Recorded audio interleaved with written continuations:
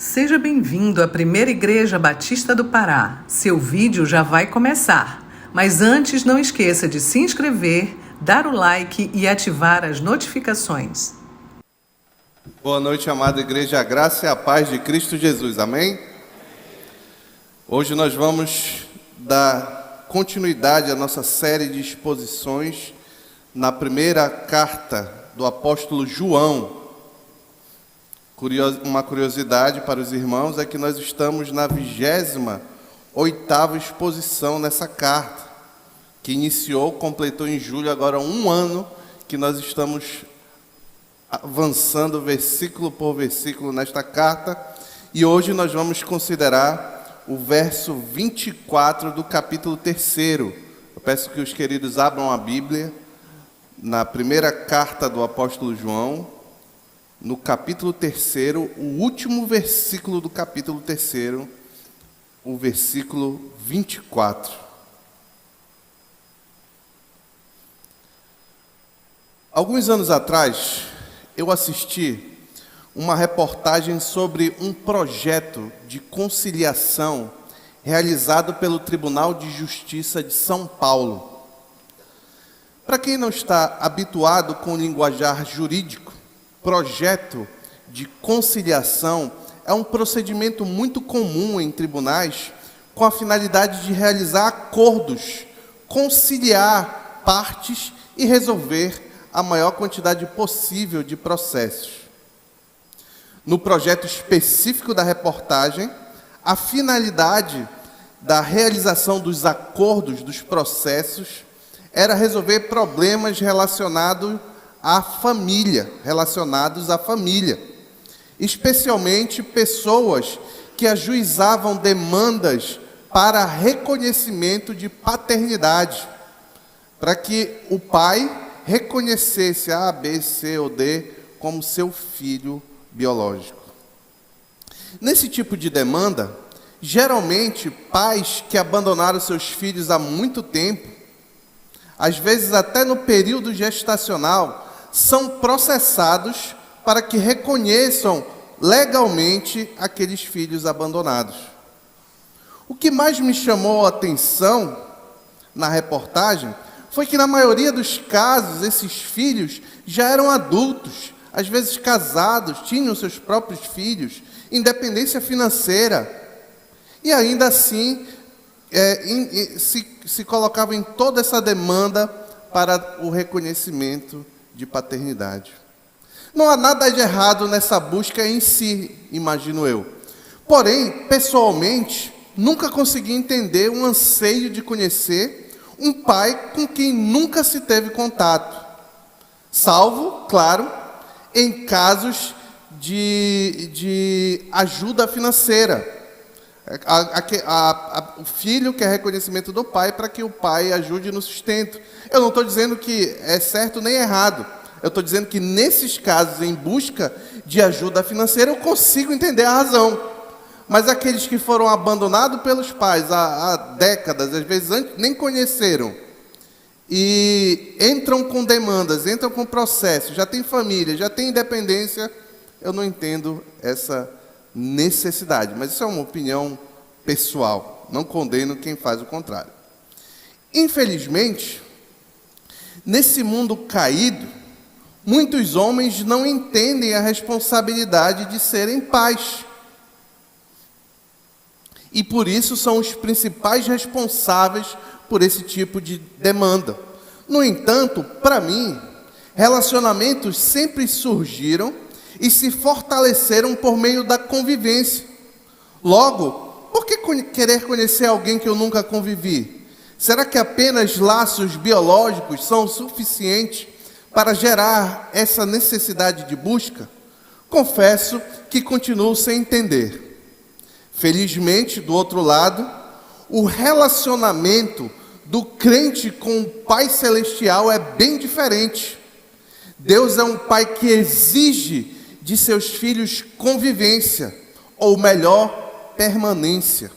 Assim como Ele sempre permanece com seus filhos. É o que nós vamos ver nesta noite, no verso que iremos considerar. Enfim, vamos ler a palavra do Senhor em 1 João capítulo 3, versículo 24. Diz assim: os que obedecem aos seus mandamentos, nele permanece, e ele neles. Do seguinte modo, sabemos que ele permanece em nós, pelo Espírito que nos deu. Oremos ao Senhor. Pai, obrigado pela tua palavra, Senhor. Nos ensina qual a intenção, Senhor, com que tu nos traz essa palavra nesta noite. E que nosso coração seja moldado não pela nossa, mas pela tua vontade, Senhor.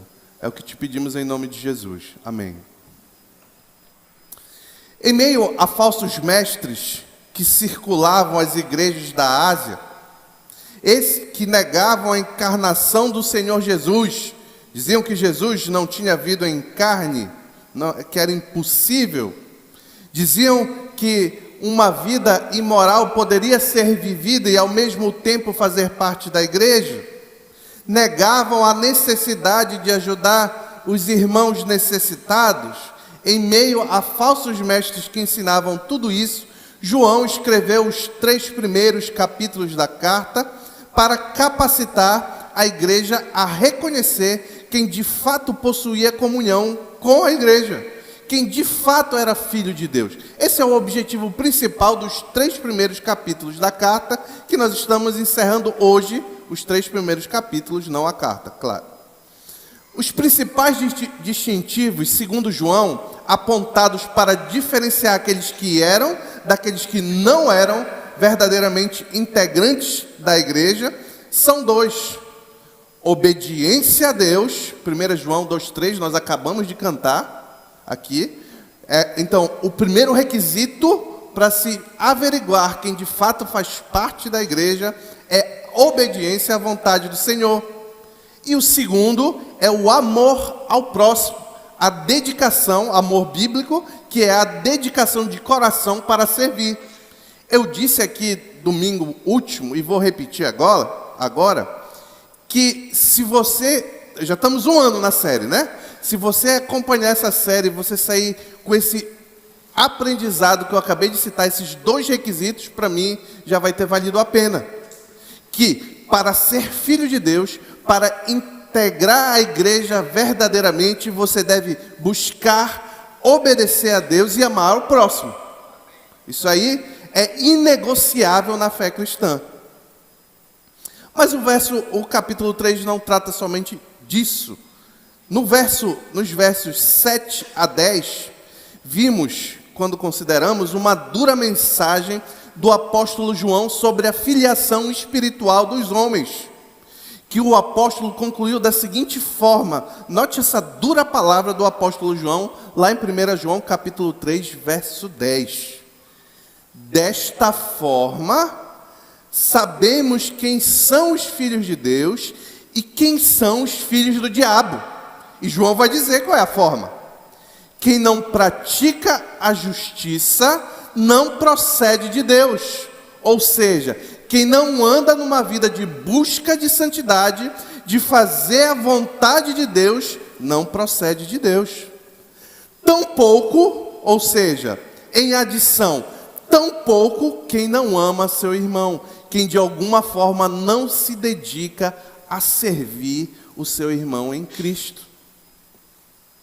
Nos versos 11 e 11 a 21 do capítulo 3, João reintroduziu, nós vimos aqui, o amor ao próximo como tema central, esclarecendo que os filhos de Deus serão identificados por amar uns aos outros, e que o amor com ações, não apenas com palavras, é um poderoso testemunho de que somos de fato filhos de Deus.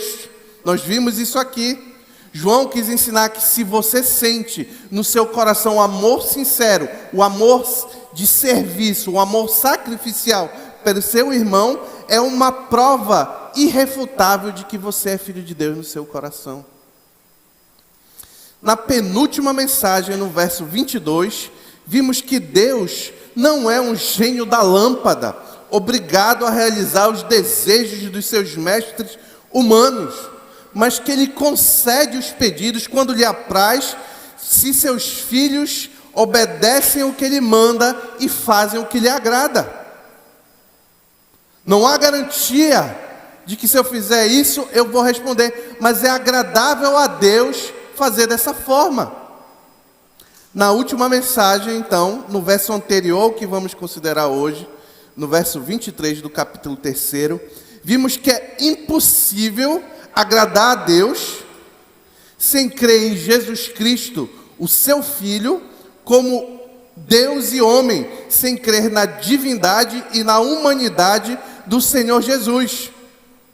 É impossível agradar a Deus sem crer no que a Escritura revela sobre o Senhor Jesus Cristo e sem amar seus irmãos. Foi o que nós vimos aqui na última mensagem. Vimos também que esses dois comandos, uma fé ortodoxa, uma fé correta, uma fé biblicamente orientada na pessoa do Senhor Jesus Cristo e o amor para com os irmãos são indivisíveis. Um é consequência do outro, porque se eu creio no Senhor Jesus como o próprio Deus, eu obedeço às palavras dele. E ele nos comanda a amar ao próximo. Nós vimos isso aqui no domingo último. Hoje, na sequência do argumento, o apóstolo João vai apontar duas consequências encorajadoras para aqueles que obedecem e vivem os mandamentos do Pai Celestial. E o primeiro ponto que eu queria destacar nessa noite é os benefícios da obediência. Está lá no verso 24. Tudo é no verso 24, né? Vamos considerar só a primeira sentença, eu vou ler. Os que obedecem aos seus mandamentos, nele permanecem e ele neles. A primeira parte desse verso destaca um dos principais requisitos para uma boa relação entre o Filho e o Pai Celestial. Esse requisito é o requisito da obediência. Na verdade, este é um requisito para qualquer boa relação entre pai e filho, quer seja celestial ou não. É claro que, à luz do contexto, João tem em mente os mandamentos de crer em Jesus como Deus, foi o que nós vimos aqui quando consideramos o verso 23, e amar o próximo. Mas note que João usa, ao contrário do que ele usa no verso 23, a palavra mandamentos no plural. Isso para destacar que, apesar dele ter em mente esses dois comandos basilares, crer no Senhor Jesus e amar o próximo, também a regra é aplicável aos demais mandamentos do Senhor. No entanto, aqui no verso 24, a principal intenção de João não é chamar a obediência. A principal intenção de João no verso 24 não é chamar a obediência, mas destacar, ressaltar os benefícios da obediência. Os benefícios que são experimentados pelos filhos obedientes do Senhor. E os benefícios estão aí, nós acabamos de ler. Aqueles que obedecem aos seus mandamentos, nele permanecem e ele neles. João está falando de convivência, de comunhão. João já havia mencionado separadamente sobre a importância de o crente permanecer em Deus. Como, por exemplo, em 1 João 3, verso 6, todo aquele que nele permanece não está no pecado. Todo aquele que está no pecado não o viu nem o conheceu. Assim como João já havia destacado a importância da permanência de Deus no crente, por meio da palavra e do seu Santo Espírito, que João chama de unção. Onde está isso? Por meio da palavra, primeiramente. 1 João, capítulo 2, verso 24. Olha, está tudo em 1 João, está facinho. Você vai circulando. 1 João, capítulo 2, verso 24. Aqui ele está falando como Deus permanece no crente por meio da sua palavra. Diz lá: quanto a vocês, cuidem para que aquilo que ouviram desde o princípio permaneça em vocês. Se se o que ouviram desde o princípio permanecer em vocês, vocês também permanecerão no Filho e no Pai. Avança 3 versículos, vai para o versículo 27 do capítulo 2. Aqui, João já vai falar da permanência do Espírito Santo no crente.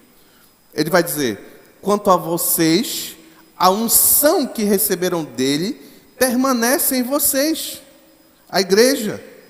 E não precisam que alguém os ensine, mas como a unção dele recebida, que é verdadeira e não falsa, os ensina acerca de todas as coisas, permaneçam nele como ele os ensinou.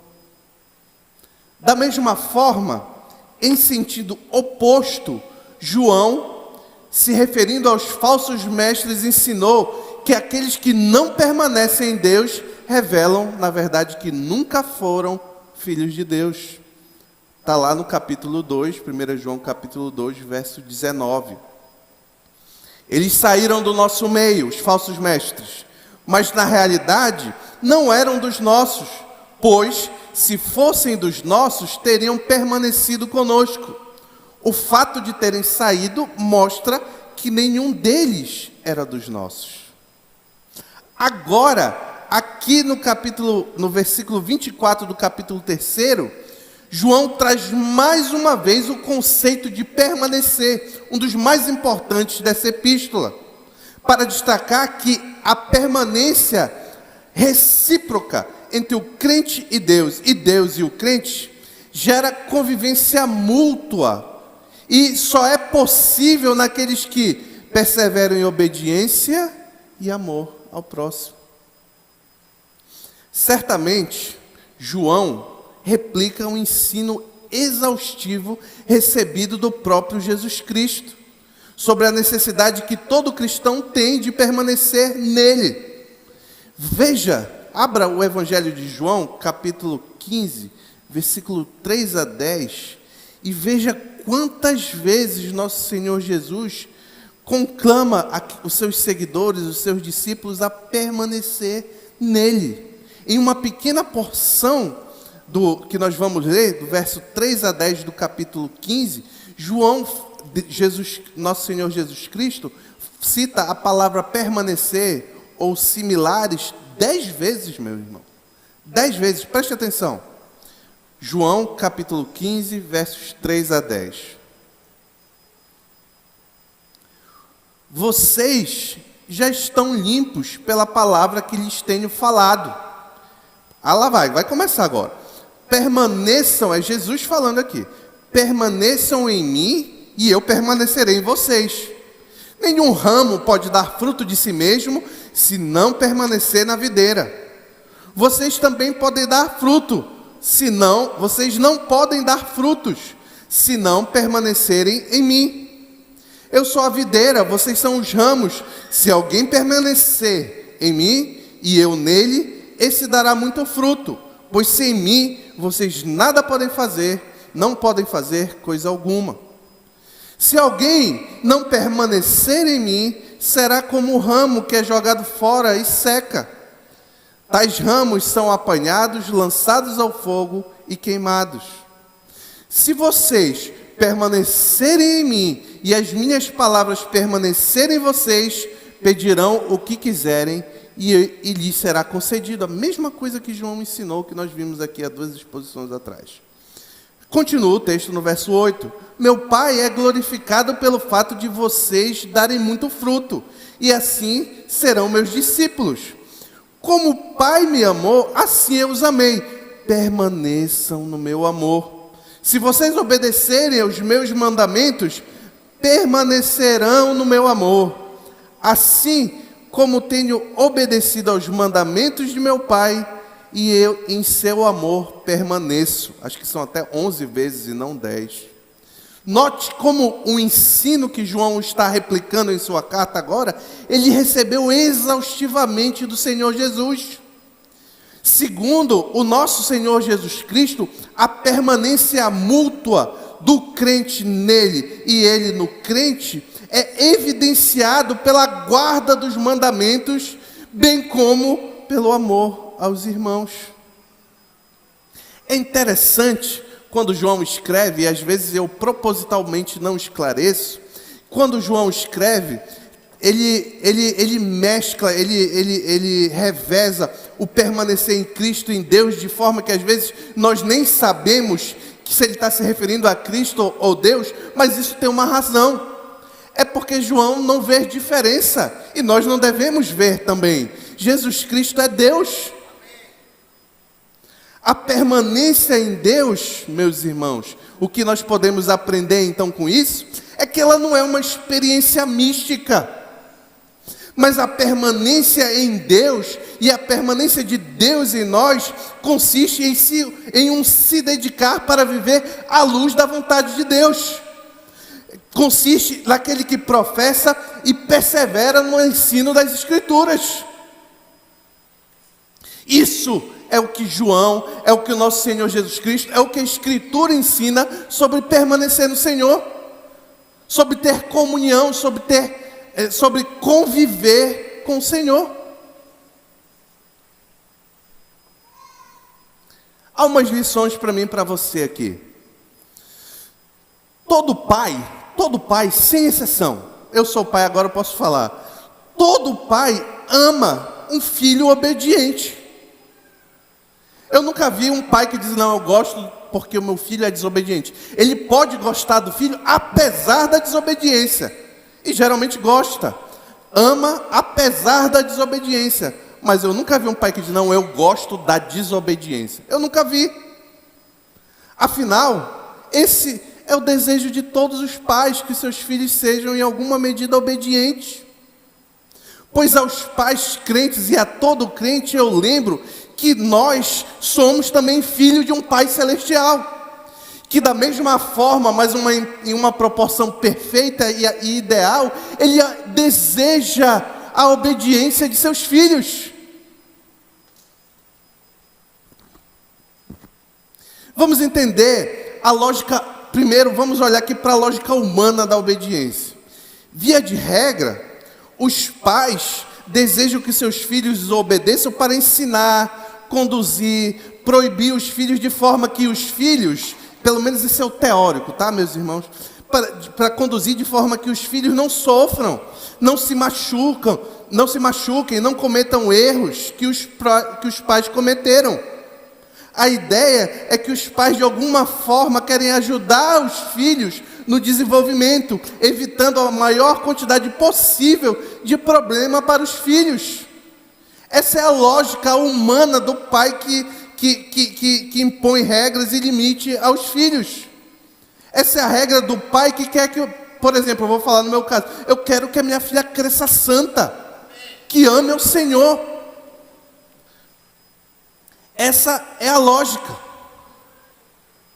Pois bem, com Deus não é diferente, é bem parecido, à exceção de que Deus, os pais humanos, muitas vezes erram no juízo.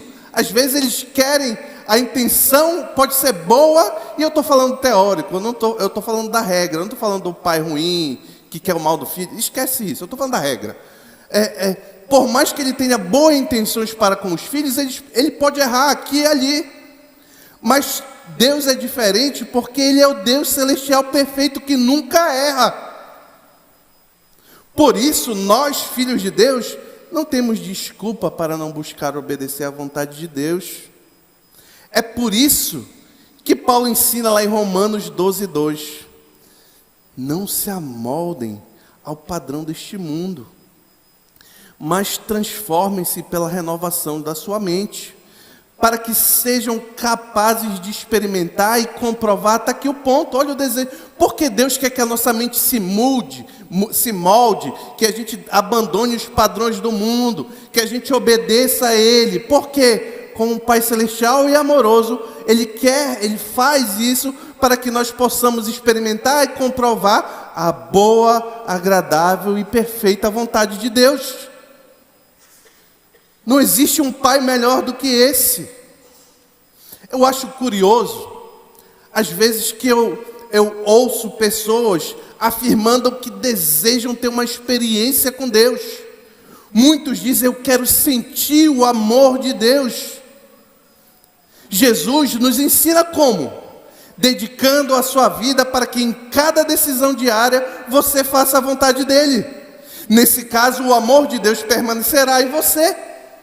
É assim que se experimenta o amor. Você não vai estar deitado no seu quarto depois de consumir horas de pornografia e você vai orar e você vai sentir no seu coração o amor de Deus. Não é assim que funciona. É quando em cada momento que você quebra a sua vontade para fazer a vontade do Senhor.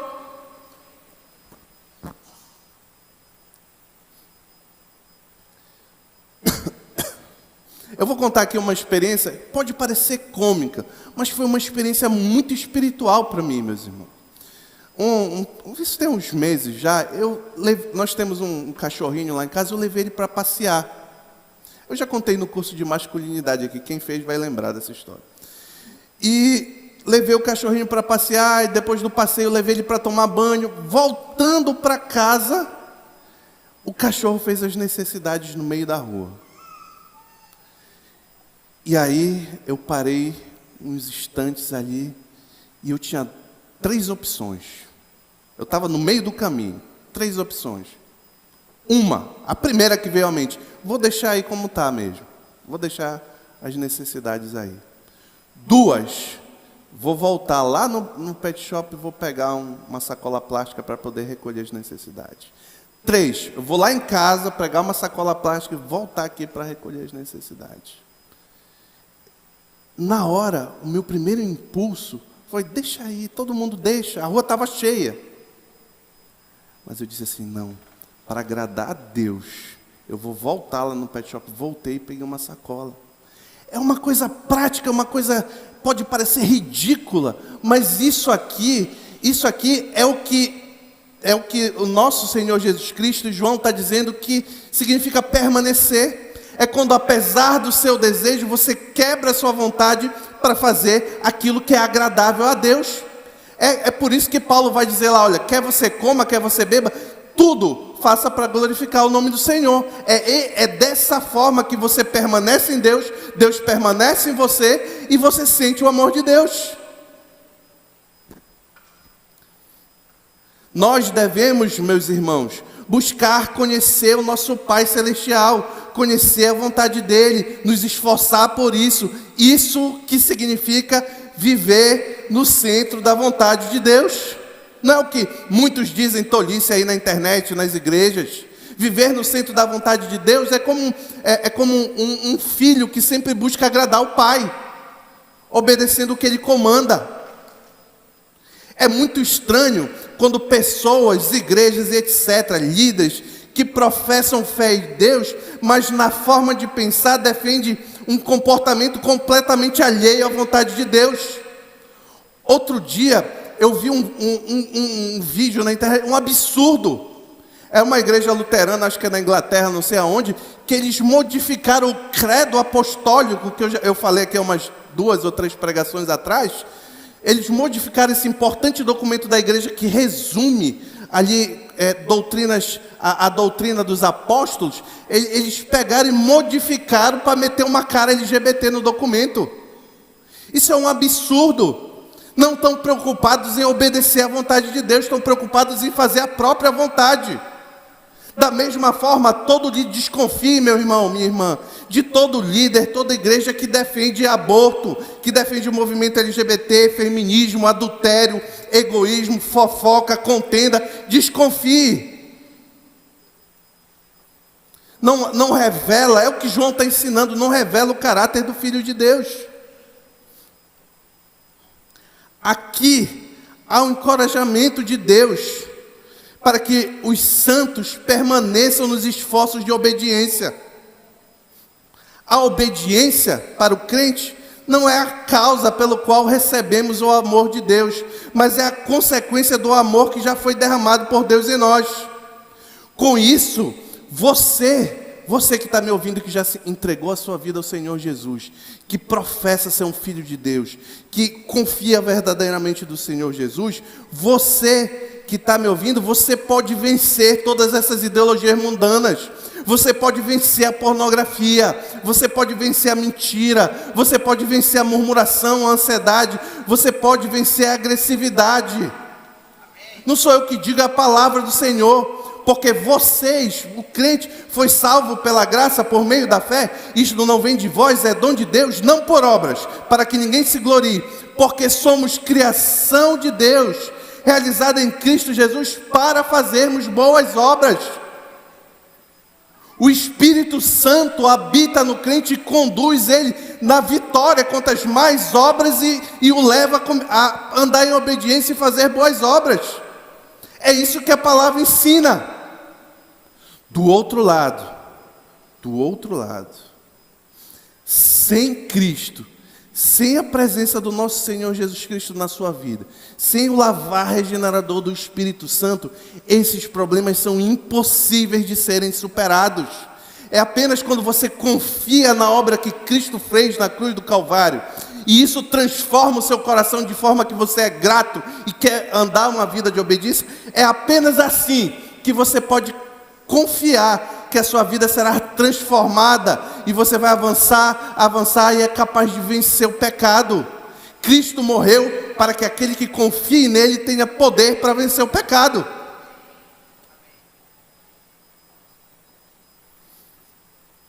Se você ainda não fez, faça isso no seu coração, entregue a sua vida para Jesus. Eu estou vivendo no meio dessa lama aí do mundo aí fora, e eu não consigo obedecer, pastor. Talvez você esteja lutando sozinho, mas se você se entrega ao Senhor e dedica uma vida de obediência, de lutar, não é fácil, não quer dizer que você vai entregar a vida ao Senhor Jesus e amanhã você obedece tudo, não é assim, mas é um esforço contínuo e diário. Por isso que a palavra de Deus diz que Jesus vai dizer lá em Lucas, se eu não estiver enganado, aquele que quer me seguir deve carregar a sua cruz e diariamente me seguir. Segundo ponto, a evidência do Espírito Santo. Está lá na última sentença do verso 24, mas eu vou ler o verso todo para fazer mais sentido. Os que obedecem aos seus mandamentos, nele permanecem, e ele neles. Do seguinte modo, sabemos que ele permanece em nós, pelo Espírito que nos deu. Essa é a primeira vez que João menciona o Espírito explicitamente nessa carta. Mas ele já havia se referido a ele implicitamente como sendo unção, conforme o verso que nós lemos mais cedo. A unção que procede do santo. Quando João usa essa expressão, ele está se referindo ao Espírito Santo. Aqui, nesta pequena sentença que vamos considerar no segundo ponto, há duas informações importantes sobre a presença do Espírito Santo na vida do crente. A primeira é que o habitar do Espírito Santo é concedido por Deus. Não é resultado de obras ou mérito, nem de decisões pessoais, mas é graça divina. Lembrem-se que o descer do Espírito Santo só foi possível mediante a vitória de Cristo sobre a morte, na sua ressurreição, quando ele recebeu de Deus o Espírito sem medida, João 3,34. E, portanto, pôde concedê-lo ao seu povo, como Pedro pregou, inclusive no dia de Pentecostes. Atos 2, 32 e 33 diz: Deus ressuscitou este Jesus, e todos nós somos testemunhas desse fato. Exaltado à direita de Deus, ele recebeu do Pai o Espírito Santo prometido e derramou o que vocês agora veem e ouvem. A segunda informação sobre o Espírito Santo é que Deus já deu o Espírito Santo aos verdadeiros crentes, quando da conversão. E a partir daí, todos os crentes participam dessa dádiva. Dois textos deixam bem clara essa relação entre o Espírito Santo com os crentes. Eu vou ler agora. O primeiro, mostrando o agir do Espírito Santo na conversão. Efésios 1, 13. Quando vocês ouviram e creram na palavra da verdade, o evangelho que os salvou, vocês foram selados em Cristo com o Espírito Santo da promessa. Esse primeiro verso mostra o agir do Espírito Santo na conversão. O segundo, que eu vou ler na sequência, mostra como o Espírito Santo é compartilhado por todos os santos. 1 Coríntios 12, 13. Pois, em um só corpo, todos nós fomos batizados em um único Espírito. Quer judeus, quer gregos, quer escravos, quer livres, e a todos nós foi dado beber de um único Espírito.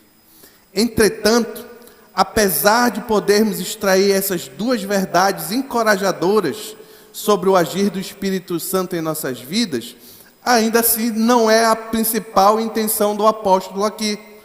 O que João quer ensinar aos seus destinatários é que a evidência de que o Espírito Santo habita nos crentes não se dá por manifestações sobrenaturais, mas especialmente pela fé correta no Senhor Jesus Cristo, segundo as Escrituras, e o amor ao próximo.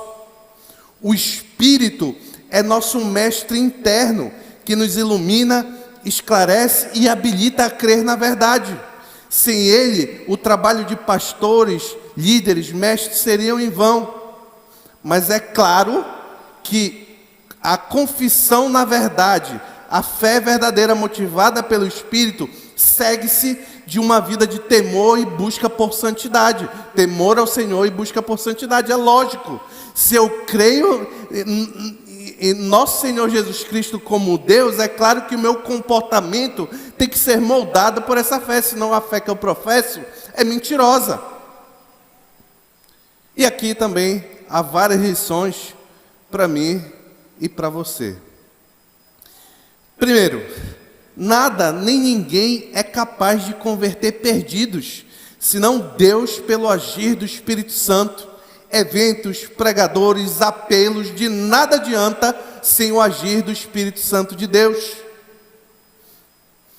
João não está comandando a obediência, que é uma segunda aplicação, como ele faz em muitas partes da carta, mas ele está encorajando os obedientes que prossigam na luta, porque esses não estão sozinhos, são apoiados pelo próprio Espírito Santo de Deus.